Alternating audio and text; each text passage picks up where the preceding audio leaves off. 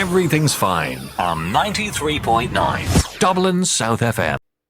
Good afternoon, you are listening to Apna Radio 93.9 Dublin South FM. On India tonight, India's opposition parties, farmer groups and trade experts have raised concerns about the interim India-US trade agreement after additional details were released last Friday. A joint statement confirmed that India will purchase $500 billion worth of US goods over 5 years, but did not mention a pledge by Delhi to stop Russian oil purchases. Earlier last week, the countries had announced a trade deal, with the US cutting tariffs on Indian goods to 18% from 50%. Final negotiations are still underway, but the interim deal has raised a number of key questions. As per the agreement, India has promised to reduce its standard tariffs on all US industrial goods, as well as several food and agricultural products. The United States, on the other hand, will only lower reciprocal tariffs that currently apply to about 55% of Indian exports, bringing them down from 50% to 18%. This suggests an uneven exchange, according to the Delhi-based Global Trade and Research Initiative (GTRI) think tank. However, India's Trade Minister Piyush Goyal has defended the agreement, saying the 18% tariff charged by the US is among the lowest faced by its trading partners and will boost labour-intensive Indian sectors such as textiles, leathers and gems. It is also unclear whether or not Delhi has pledged to halt the purchase of Russian oil.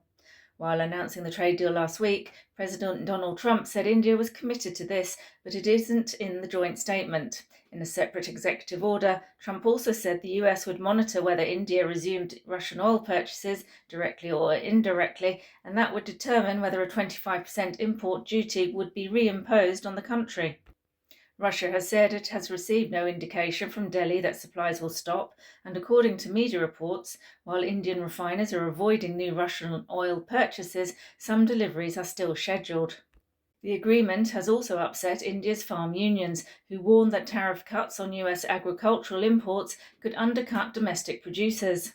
Farmers argue allowing freer imports of items such as dried distillers' grains, soybean oil, red sorghum, nuts and fruits will harm farmers' incomes. They have demanded the resignation of the Commerce Minister and announced plans to intensify protests. According to GTRI, there is also a lack of clarity on the additional agricultural products that have been included for tariff cuts in the agreement. Critics also question whether India's $500 billion purchase pledge is realistic. According to GTRI, this would require India's annual imports from the US to more than double every year. The announcement also relies on private sector decisions that are beyond government control. Despite several unanswered questions, India's stock markets rose sharply on the back of the deal announcement, with lower tariffs, stronger energy ties and deeper economic cooperation with the US expected to add to the country's growth prospects. India has introduced new rules that make it mandatory for social media companies to remove unlawful material within 3 hours of being notified, in a sharp tightening of the existing 36-hour deadline.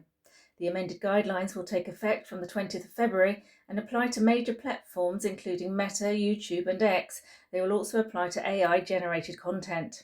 The government did not provide a reason for reducing the takedown window, but critics worry the move is part of a broader tightening of oversight of online content and could lead to censorship in the world's largest democracy with more than 1 billion internet users.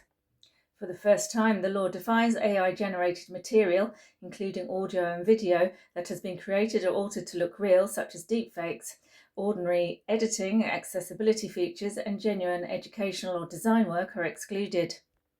Delhi-based technology analyst Prasanto K. Roy described the new regime as perhaps the most extreme takedown regime in any democracy. India has ruled out relaxation of a ban on e-cigarettes that would have allowed heat-not-burn tobacco products, dealing a blow to a lengthy private lobbying campaign by Philip Morris International for New Delhi to permit such devices.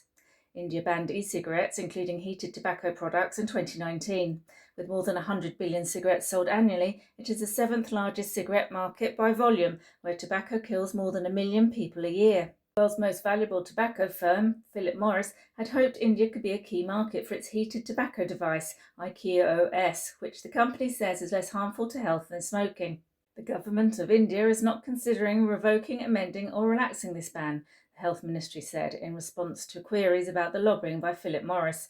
India remains committed to evidence-based tobacco control and cessation measures, it said in a statement, adding that the law on e-cigarettes explicitly prohibits heat-not-burn devices and that situation will stay. An Indian court has sentenced a journalist to 1 year in jail for some of his social media posts on the Adani group, saying they were unverified, defamatory and portrayed the group in a disreputable light. Adani Enterprises, led by billionaire Gautam Adani, filed the case in 2021 against Indian journalist Ravi Nair in a district court in Gujarat. He was accused of making statements suggesting political patronage, financial irregularities and unethical conduct, according to a court order. Nair said he would appeal the conviction but declined to comment further. Pakistan is gearing up for the highly anticipated T20 World Cup cricket showdown, with India by securing a 32-run victory against the United States in their second group stage fixture. The USA pulled off a sensational win against Pakistan in a super over when the sides met in the 2024 edition, but there was no such drama this time around. It is a confidence-boosting victory for Pakistan before Sunday's high-stakes match with arch-rivals and defending champions India, a contest that was clouded by uncertainty until the country's government reversed its order for a boycott. Finally, a 70-year-old retired college teacher who left the Garo Hills in northeastern India's Meghalaya state and travelled more than 3,000 kilometres south to Kerala to act in a film, has become a Netflix sensation.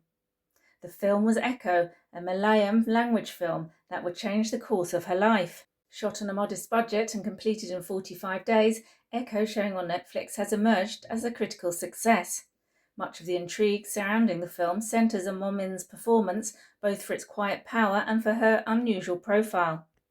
Following Echo's success, filmmakers from Bollywood and beyond have approached Momin with scripts. And that's all from me. You have been listening to Apna Radio 93.9 Dublin South FM. Everything's fine on 93.9 Dublin South FM.